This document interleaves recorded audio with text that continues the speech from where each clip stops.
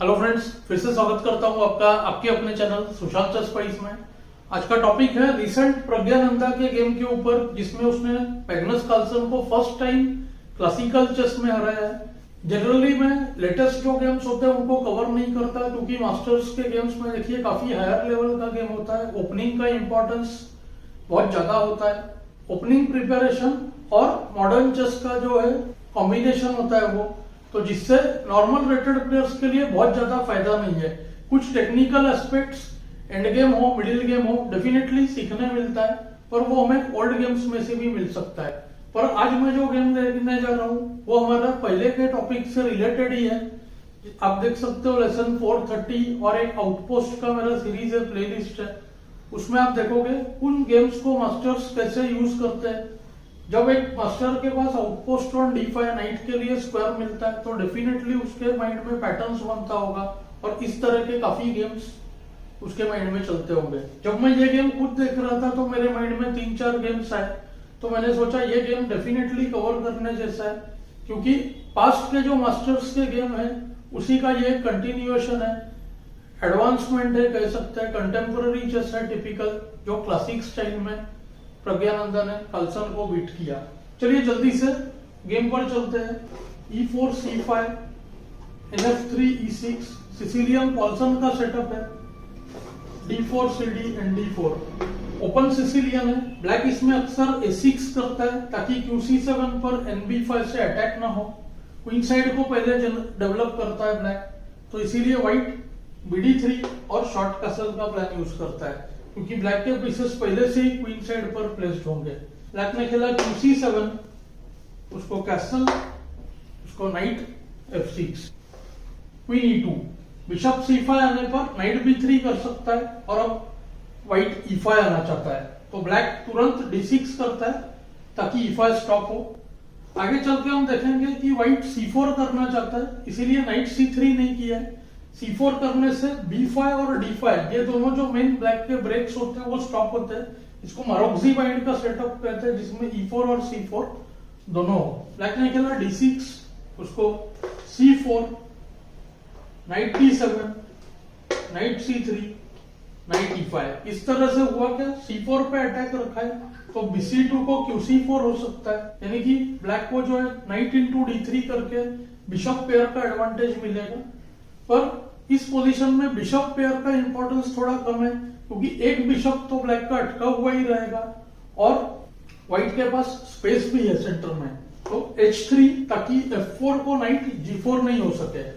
B6 F4, knight takes D3, queen takes D3। White के पास centre में space है और उसका वो जल्द यूज करेगा। B7 और यहाँ पे गुड मूव F5। व्हाइट चाहता है कि ब्लैक E5 करे और D5 का स्क्वायर उसके हाथ में आ जाए। फॉर एग्जांपल E5 को नाइट C2 और फिर नाइट E3, मतलब रुक C8 को नाइट E3 और फिर एक नाइट D5 पे आके बैठ जाएगा।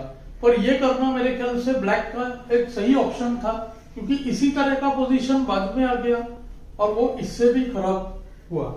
F5 को कार्लसन ने खेला 2D7, उसको बिशप G5। ये बिशप G5 एक्स माइस्लो के गेम में टिपिकल इसी तरह से हुआ था, उसमें ऑलरेडी E5 था तो BF6 करके नाइट जो है D5 पे आके बैठ गया उस गेम में। तो इसको देखते ही मुझे वो गेम का भी एक्चुअली याद आ गया। उस गेम को मैंने कवर नहीं किया, कुछ लेसन्स के बाद हम उस गेम को भी कवर कर लेंगे। रुक D1, रुक और क्वीन सेम लाइन पे लाया है, रुक C8 और उसको queen E2, good move. Plan एकदम सिंपल है, F take C, F take C और फिर E5 होते ही देखिए पोजीशन पूरा शटर हो गया।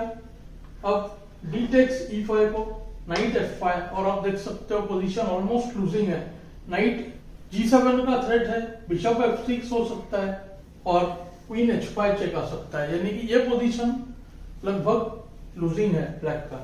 दूसरा E5 D नाइट E6 भी पॉसिबल है, तो इसीलिए ब्लैक को जो है E5 करना ही पड़ा।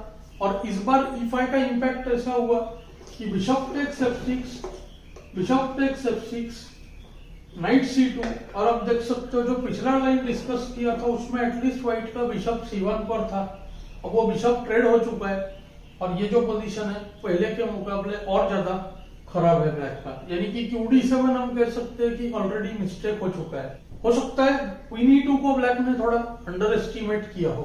क्वीन C6, अगर ब्लैक BG5 करके नाइट E3 रोकने की कोशिश करे तो दो चीज है, एक तो नाइट चाहे तो B4 से D5 जा ही सकता है, लेकिन उससे भी डेंजरस मुझे लगता है F6, जिसमें बिशप टेक्स F6, रूक takes F6, G takes F6 और नाइट E3।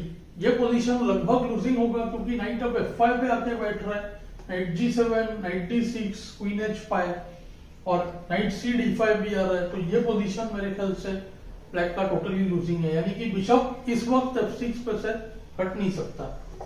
तो QC6, नाइट E3 और अब BG5। तो पॉइंट ऐसा है कि अब बिशप इंटू E3 चेक होगा F6 को, और क्वीन C5 भी यूज कर सकता है ब्लैक। तो इस तरह से F6 रोक लिया। King H1, bishop takes E3, queen takes E3। Position थोड़ा सा पहले से बेटर हो चुका है, लेकिन अब भी हम कह सकते हैं कि ये भी क्लियरली माइनस पोजीशन है। यहाँ पे भी बहुत सारे प्रॉब्लम्स है। F6 आ रहा है तो ब्लैक ने खुद F6 खेला, उसको B3। ब्लैक के जो डेवलपमेंट के प्रॉब्लम्स है वो ऐसे के वैसे ही रह रहे हैं, क्योंकि कैसल रंडर, कैसल करते ही नाइट D5, तो व्हाइट का जो डेवलपमेंट एडवांटेज है एज इट इज मेंटेन हो रहा है, और ब्लैक के पास कुछ वीकनेसेस भी। अब देखिए E7 चेक का थ्रेट है और क्वीन B6 आएगा तो व्हाइट ऐसे ही विनिंग हो जाएगा। तो B5, नाइट D5, इस जगह पे बीटेक C4 डायरेक्ट करना भी बहुत रिस्की है, क्योंकि उसको भी queen F3, C takes B3, उसको QB3, और अब देख सकते हो आप QB5 अगर क्वीन एक्सचेंज करने की कोशिश करे तो outright winning position. Knight takes F6 check, G takes F6, उसको क्वीन E6 चेक और गेम ओवर। मल्टीपल थ्रेट्स है, D6 F6 अब चेक के साथ चला जाएगा और व्हाइट का F6 भी आ जाएगा, तो ये पोजीशन जो है लूजिंग है।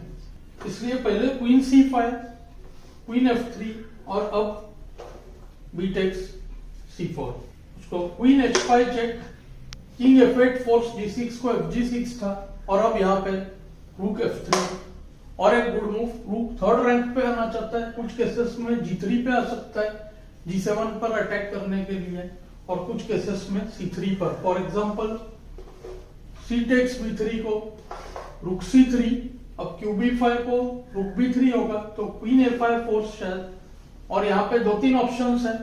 एक तो रुक B3 है जिसको PD5 को ED करना पड़ेगा, रुक हिला नहीं सकते क्वीन E1 चेक के वजह से, और वो भी पोजीशन क्लियर बेटर है। नहीं तो फिर रुक C8, बिशप C8, रुक C1, जो कि उससे भी स्ट्रॉन्गर है। Position on the spot losing, क्योंकि रुक C8 है तो बीटेक C2 नहीं होगा, और BB7 करते ही RC7।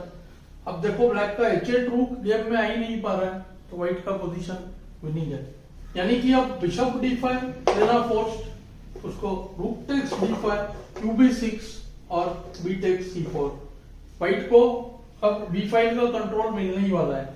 क्वीन B1 चेक देने में कोई फायदा नहीं है, D6 वीक रह जाएगा, तो रुक C4, रुक B3, रुक B4। हर हाल में ब्लैक B5 को क्लोज रख रहा है, और एक रुक ट्रेड होने से ऐसा लगता है कि प्रेशर कम हो जाएगा, लेकिन यहाँ पे फिर से गुड मूव, रुक D3, अब रुक B4, QB4, रुक B3 में लूजिंग होने जा रहा है, तो rook takes B3, rook takes B3, QC7। इस पोजीशन में मुझे लगभग आइडिया था, क्योंकि स्मैश ब्लॉक के गेम में भी काफी सिमिलर हुआ था। क्वीन किसी ना किसी पॉइंट पे क्वीन साइड पे आएगी, और रुक और क्वीन से क्वीन साइड पे जो है, देखिए ये रुक का पार्टिसिपेशन नहीं है, वहां से एंट्री मिल जाएगा, और ठीक वैसे ही हुआ। यहीं पे गुड मूव आ गया QD1, और अब आप देख सकते हो QB1, रुक B7 या रुक B8, इसका कोई डिफेंस ही नहीं है। ब्लैक का H8 रुक जब तक रेडी होता है तब तक व्हाइट के दोनों ही पीसेस 7th रैंक पहुंच जाते हैं। ये पोजीशन ऑलमोस्ट लूजिंग है। ब्लैक ने खेला G6, उसको QB1 थ्रेट, रुक B8 चेक, के G7, रुक B7, तो QC5 ट्रैप सेट किया है। अगर रुक B8 के G7 क्वीन चेक, के H6 को क्वीन H8 करे तो QC1 चेक, के H2 क्वीन F4 चेक में गेम ड्रॉ हो जाएगा। ऑफ कोर्स कोई भी स्ट्रॉन्ग प्लेयर इस ब्लैक किंग को बचने नहीं देगा वहां से, तो rook B7, G takes F5, king H2, king को बैक रैंक से हटा लिया। अब देख सकते हैं हम QB3 का सीरियस थ्रेट है, तो QC1 चेक नहीं है। रुक G8 ताकि रुक G7 हो सके, तो इस स्टेज में रुक B8 करना पॉसिबल था, KG7 QB7, लेकिन व्हाइट ने किया।